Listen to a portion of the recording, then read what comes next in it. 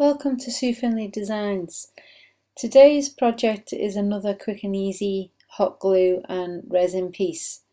Here I'm drawing out the basic shape on a Kmart placemat which cost I think $3, but any wooden shape will do. All you're going to do is basically just do a basic design like this one. This is just freehand drawing. Nothing special, and I'm just basically just drawing out the outline ready before we move to the next step.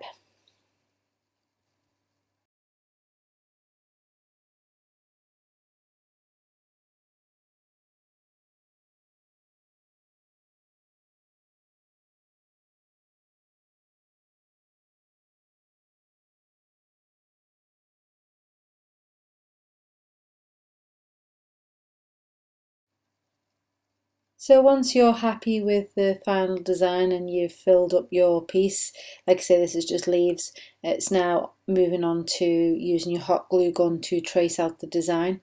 So I'm just going to make sure that each of the lines have got plenty of glue.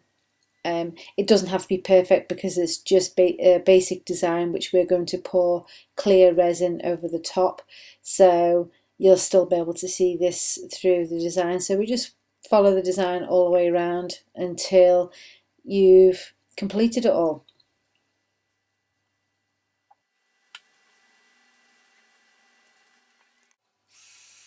So using a heat gun, we're now going to get rid of any stray strands of glue. The heat gun melts it quite easily, so that's just go around until that's all melted. Now we're going to cover the hot glue with a paint and primer. This is good for plastic, so it's ideal for covering hot glue. So we're just going to spray that over the top. And then once we've done that, we're now on to painting the design. I'm just using a Liquitex Basics in green just to paint this in, and I'm going to go around and give this 2 coats because the black is showing through quite a lot. But 2 coats is fine because we're going to add some clear resin but with green glitter, so the colour will shine through. So it's up to you how much paint you want to do, but I found that two coats is more than adequate for this design.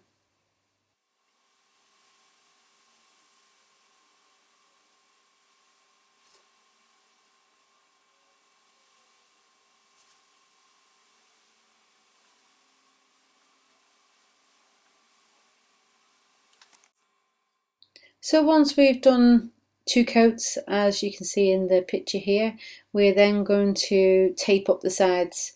You'll see shortly that I've created a dam around the edge to catch the resin. So I'm just going to pour a thin layer of clear resin mixed with green glitter and spread that about with my hands all over, just to coat the whole thing. Now it's not a thick layer because I still want to be able to see the paint and the glue below, so it's just spreading that out as best I can using my fingers.